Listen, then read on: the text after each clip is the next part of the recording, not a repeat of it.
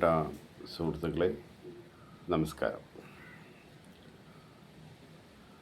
പല ആളുകളും സാമൂഹ്യ മാധ്യമങ്ങളിൽ വീഡിയോ തയ്യാറാക്കി ഷെയർ ചെയ്യുന്നുണ്ട്, യൂട്യൂബിലെല്ലാം. ഞാനതിൽ അത്ഭുതപ്പെട്ടു പോയ ഒരു കാര്യം, ഒരു മാസം മുമ്പ് തന്നെ ഇപ്പോഴത്തെ നമ്മുടെ മന്ത്രി കൃഷ്ണൻകുട്ടി പ്രഖ്യാപിച്ചതാണ്, അല്ലെ അദ്ദേഹം അഭിപ്രായപ്പെട്ടതാണ്, പാർട്ടി നിർബന്ധിച്ചാലല്ലാതെ ഞാനിനി മത്സരത്തിനില്ല, 90% ഞാൻ മത്സരരംഗത്തുണ്ടാവില്ല, പാർട്ടി നിർബന്ധിച്ചാലല്ലാതെ ഞാനിനി മത്സരിക്കാനില്ല എന്ന് ചിറ്റൂരിലെ MLA കെ കൃഷ്ണൻകുട്ടി പ്രഖ്യാപിച്ചതാണ്. എന്നിട്ടും ആളുകൾ പറയാണ്, ചില ആളുകൾ യൂട്യൂബിൽ പറയുന്നത് കെ കൃഷ്ണൻകുട്ടി മത്സരിക്കും, ഏറെക്കുറെ സുരക്ഷിതനായി അദ്ദേഹം വിജയിക്കും എന്ന്. അപ്പോൾ മത്സരിക്കാൻ കെ കൃഷ്ണൻകുട്ടി തയ്യാറല്ലാതെ വരുമ്പോൾ പിന്നെ എങ്ങനെയാണ് അദ്ദേഹം വിജയിക്കുക? പിന്നെ പാർട്ടി അദ്ദേഹത്തെ നിർബന്ധിച്ച് മത്സരിപ്പിക്കുമെന്ന് ഞാൻ കരുതുന്നില്ല. കാരണം ചിറ്റൂർ ഡീലിമിറ്റേഷന് മുമ്പാണോ അല്ലേ എന്നുള്ളത് നമുക്ക് പരിശോധിക്കാവുന്നതാണ്. അത് ഞാൻ ഡിസ്ക്രിപ്ഷനിൽ ഷെയർ ചെയ്യാം. ചിറ്റൂരിൽ മുമ്പ് കെ അച്യുതനെല്ലാം കോൺഗ്രസിനെ പ്രതിനിധീകരിച്ച് നിയമസഭയിൽ എത്തിയിരുന്നതാണ്. അപ്പോൾ ഒരു 100% എല്ലായ്പ്പോഴും LDFന് വിജയിക്കാവുന്നൊരു മണ്ഡലമൊന്നുമല്ല ചിറ്റൂർ. അത് ഡീലിമിറ്റേഷന് ശേഷം അവിടെ എന്താണ് സംഭവിച്ചിട്ടുള്ളത് എന്ന് നമ്മൾ പരിശോധിക്കണം. നിലവിലെ സാഹചര്യത്തിൽ മത്സരിക്കാനിടയില്ലാത്ത, അല്ലെങ്കിൽ മത്സരിച്ചാൽ പരാജയപ്പെടാനിടയുള്ള മന്ത്രിമാരെക്കുറിച്ച് പറയാനാണ് ഞാൻ ഉദ്ദേശിക്കുന്നത്. അതിൽ പ്രധാനമായിട്ടും ഒന്ന് വീണ ജോർജ് തന്നെയാണ്. വീണ ജോർജ് ആരോഗ്യ വകുപ്പ് മന്ത്രി എന്ന നിലയിൽ വലിയൊരു പരാജയമാണ് എന്നുള്ളതാണ് പൊതുവെ വിലയിരുത്തൽ. ഈ ആരോഗ്യ വകുപ്പിന് കീഴിലുള്ള വിവിധ ഹോസ്പിറ്റലുകളിലോ അല്ലെങ്കിൽ അതുപോലെയുള്ള മെഡിക്കൽ കോളേജുകളിലോ സംഭവിക്കുന്ന എല്ലാ സംഭവങ്ങൾക്കും ആരോഗ്യവകുപ്പ് മന്ത്രി ഉത്തരവാദിയാകണമെന്നില്ല. അതേസമയം അവരെ സംബന്ധിച്ചിടത്തോളം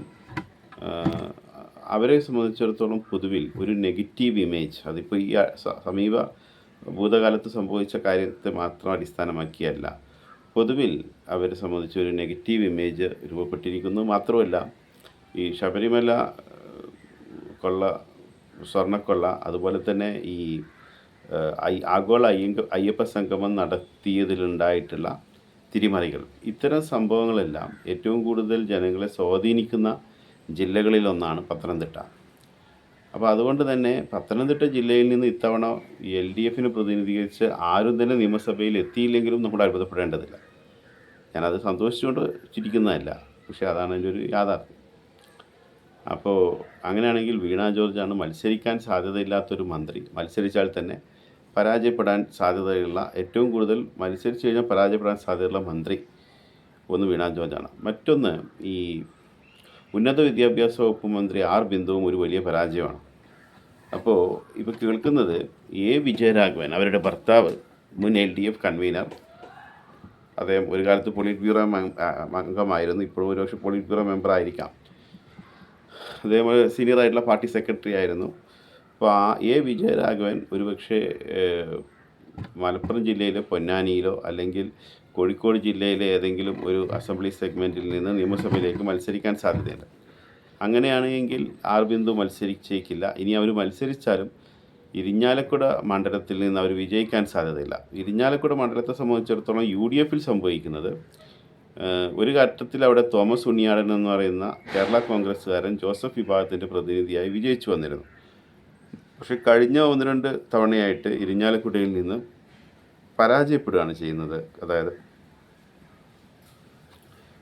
തോമസ് ഉണ്ണിയാടൻ അല്ലെങ്കിൽ കേരള കോൺഗ്രസ് ജോസഫ് വിഭാഗത്തിൻ്റെ പ്രതിനിധി പരാജയപ്പെടുകയാണ് ചെയ്യുന്നത്. അതുകൊണ്ട് തന്നെ ആ കോൺഗ്രസ്സിൽ മാത്രമല്ല, അവിടുത്തെ യൂത്ത് കോൺഗ്രസ് പ്രവർത്തകർ തോമസ് ഉണ്ണിയാടനെ ഇനി സ്ഥാനാർത്ഥിയായി അംഗീകരിക്കാൻ കഴിയില്ല എന്ന് പറഞ്ഞിട്ടുണ്ട്. അപ്പോൾ അങ്ങനെ വരുമ്പോൾ ഇരിഞ്ഞാലക്കുട മണ്ഡലം കേരള കോൺഗ്രസ് ജോസഫ് വിഭാഗത്തിന് നൽകാതെ അവിടെ നിന്ന് കോൺഗ്രസ് തന്നെ മത്സരിക്കാൻ സാധ്യതയുണ്ട്. അങ്ങനെയാണ് എങ്കിൽ ആ സീറ്റ് നൽകാതിരിക്കുന്നതിലൂടെ ഉണ്ടാകുന്ന ഒരു അസംതൃപ്തി ഒരു യോജിച്ച പ്രവർത്തനത്തിന് തടസ്സമാകുന്നില്ല എങ്കിൽ, അതായത് യോജിച്ച പ്രവർത്തനമാണ് അവിടെ ഉണ്ടാവേണ്ടത്, ആ യോജിച്ച പ്രവർത്തനത്തിന് നിലവിലെ സാഹചര്യത്തിൽ തടസ്സമായേക്കാവുന്ന ഒരു ഘടകം കേരള കോൺഗ്രസിൽ നിന്ന് ആ സീറ്റ് പിടിച്ചു വാങ്ങുന്നു, അങ്ങനെ മത്സരിക്കുന്നു എന്നുള്ളതാണ്. ഇനി അഥവാ കേരള കോൺഗ്രസ് മത്സരിച്ചാലും ഇത്തരത്തിലുള്ള ഒരു വികാരം കോൺഗ്രസ് പ്രവർത്തകർക്കിടയിൽ ഉണ്ടെങ്കിൽ അവരും ആത്മാർത്ഥമായി പ്രവർത്തിക്കില്ല. അപ്പോൾ അങ്ങനെയാണെങ്കിൽ അവിടെ ഒരു അത്തരം ഘടകങ്ങളുണ്ട്. പക്ഷേ പൊതുവിൽ ഇതിനൊക്കെ അപ്പുറത്തുള്ള ഒരു ജനവികാരം അത് സർക്കാരിനെതിരാണ് എങ്കിൽ ഇരിഞ്ഞാലക്കുടയിൽ നിന്ന് ഇത്തവണ ഒരു LDF പ്രതിനിധി നിയമസഭയിലെത്താൻ സാധ്യതയില്ല. മറ്റൊന്ന് കളമശ്ശേരിയാണ്. കളമശ്ശേരിയിൽ ഇത്തവണ പി രാജീവ് മത്സരിക്കുമോ ഇല്ലേ എന്നുള്ളത് വ്യക്തമല്ല. പക്ഷേ ഞാൻ മനസ്സിലാക്കുന്നത് കളമശ്ശേരിയിലെ പഴയ മട്ടാഞ്ചേരി മണ്ഡലം മുസ്ലിം ലീഗിന് സ്വാധീനമുള്ള ഒരു മേഖലയായിരുന്നു. അപ്പോൾ അവിടെ 2016 VK ഇബ്രാഹിം കുഞ്ഞ് മത്സരിച്ച് വിജയിച്ചു. പിന്നീട് അദ്ദേഹത്തിനെതിരെ ചില ആക്ഷേപങ്ങളും പരാതികളും മറ്റു കാര്യങ്ങളൊക്കെ ഉണ്ടായിരുന്നത് കൊണ്ടുകൂടി ആയിരിക്കാം, അല്ലെങ്കിൽ അദ്ദേഹത്തിൻ്റെ ആരോഗ്യനില അന്ന് തന്നെ മോശമായിരുന്നു എന്ന് പരിശോധിക്കണം. 2021 അവിടെ നിന്ന് VK ഇബ്രാഹിം കുഞ്ഞല്ല മത്സരിച്ചത്. അപ്പോൾ ഇപ്പോൾ മധ്യ കേരളത്തിൽ നിന്ന് മുസ്ലിം ലീഗിന് ഒരു പ്രതിനിധി നിയമസഭയിൽ ഉണ്ടാകണമെന്ന് അവർ ആഗ്രഹിക്കുന്നു. സജീവമായിട്ട് തന്നെ അവർ ആത്മാർത്ഥമായി പ്രവർത്തിക്കും. അങ്ങനെയാണെങ്കിൽ കളമശ്ശേരിയിൽ പി രാജീവ് മത്സരിച്ചേക്കാനിടയില്ല. മത്സരിക്കുകയാണെങ്കിൽ തന്നെ അദ്ദേഹം വിജയിക്കാനും സാധ്യതയില്ല. അപ്പം പി രാജീവ്, അതുപോലെ തന്നെ നമ്മുടെ ധനകാര്യ വകുപ്പ് മന്ത്രി ബാലഗോപാലിൻ്റെ കാര്യം നമുക്ക് കുറച്ച് കഴിഞ്ഞ് പറയാം, പിന്നീട് പറയാം. അതേസമയം ഈ CPM നിന്നുള്ള നിലവിലെ മന്ത്രിമാരുടെ കൂട്ടത്തിൽ പി രാജീവ്, അതുപോലെ തന്നെ വീണ ജോർജ്, ബിന്ദു ഇവർ മത്സരിച്ചേക്കാനിടയില്ല. മത്സരിച്ചാൽ ഇവർ പരാജയപ്പെടുകയും ചെയ്യും. മറ്റൊന്ന് PA മുഹമ്മദ് റിയാസ് ബേപ്പൂരിൽ മത്സരിക്കുമോ ഇല്ലേ എന്നുള്ളതിനനുസരിച്ചാണ് അത് പറയേണ്ടത്. നിലവിൽ നമ്മുടെ നിയമസഭാ സ്പീക്കർ AN ഷംസീർ നിയമസഭാ തെരഞ്ഞെടുപ്പിൽ മത്സരിച്ചേക്കില്ല എന്ന സൂചനകൾ വരുന്നുണ്ട്. മറ്റ് ചില പ്രധാനപ്പെട്ട കാര്യങ്ങൾ, ഈ CPI നിന്നുള്ള മന്ത്രിമാരുടെ കൂട്ടത്തിൽ ദീർഘകാലം 2016-21 കാലഘട്ടത്തിൽ പിണറായി മന്ത്രിസഭയിൽ മന്ത്രിയായിരുന്ന, സിവിൽ സപ്ലൈസ് വകുപ്പ് മന്ത്രിയായിരുന്ന P തിലോത്തമനായിരുന്നു ഒരു ദീർഘകാലമായിട്ട് 2001 ശേഷം ചേർത്തല മണ്ഡലത്തെ പ്രതിനിധീകരിച്ചിരുന്നത്.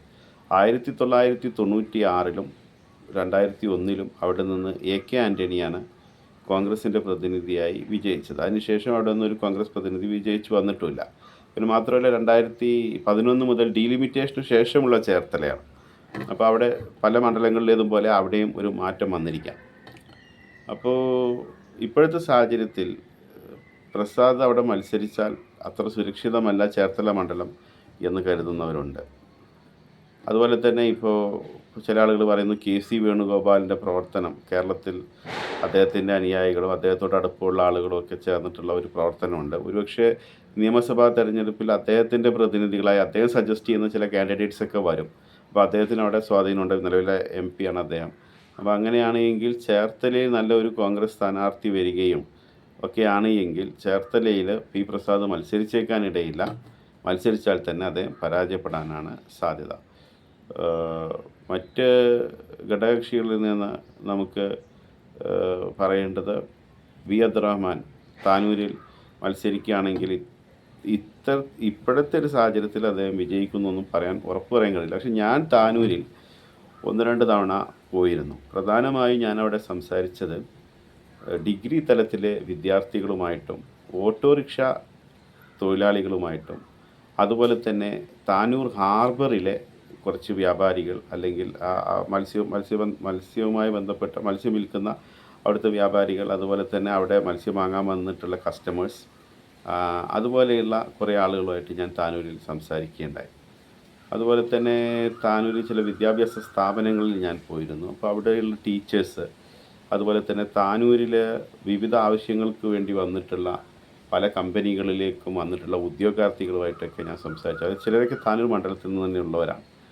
അപ്പോൾ എനിക്ക് മനസ്സിലായത് പേഴ്സണലായിട്ട് അത്, പക്ഷേ ഞാൻ ഈ കണ്ട ആളുകളെല്ലാം അതൊരു എന്താ പറയുക, ഇപ്പോൾ ഒരു സർവേ നടത്തുന്നത് പോലെയല്ല. അതായത് സർവേ നടത്തുമ്പോൾ നമ്മൾ സ്ത്രീകളെ ഉൾപ്പെടുത്തണം, അതുപോലെ തന്നെ വിവിധ ഏജ് ഗ്രൂപ്പിലുള്ള ആളുകളെ ഉൾപ്പെടുത്തണം.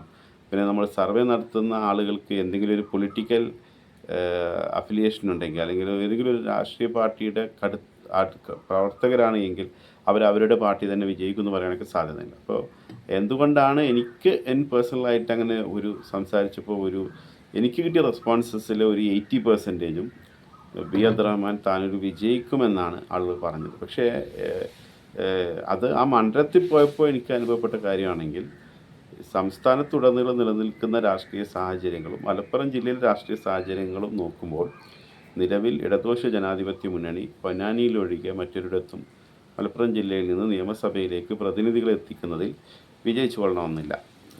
CPIയിൽ നിന്ന് പ്രസാദ് പരാജയപ്പെടാൻ സാധ്യതയുണ്ട്. അതുപോലെ ഒല്ലൂരിൽ നിന്ന് കെ രാജൻ മത്സരിക്കുകയാണെങ്കിൽ പരാജയപ്പെടാൻ സാധ്യതയുണ്ട്. പിന്നെ ഈ VS സുനിൽകുമാറിനെ പോലെയുള്ള ആളുകൾ CPIയുടെ പഴയ നേതാക്കൾ മത്സരരംഗത്തേക്ക് ഇനി വരുമോ എന്ന് നമ്മൾ കാത്തിരുന്ന് കാണണം. എന്തായിരുന്നാലും മത്സരിക്കാൻ ഇനി ഇല്ല എന്ന് പറഞ്ഞ മന്ത്രിമാരെക്കുറിച്ച് അവർ തെരഞ്ഞെടുപ്പിൽ മത്സരിക്കുകയാണെങ്കിൽ വിജയിക്കുമെന്നൊക്കെ ആളുകൾ പറയുകയും അത് യൂട്യൂബിൽ ഷെയർ ചെയ്ത് വരികയും ചെയ്ത പശ്ചാത്തലത്തിലാണ് ഞാനിങ്ങനെ ഒരു വീഡിയോ ചെയ്തത്. നന്ദി, നമസ്കാരം.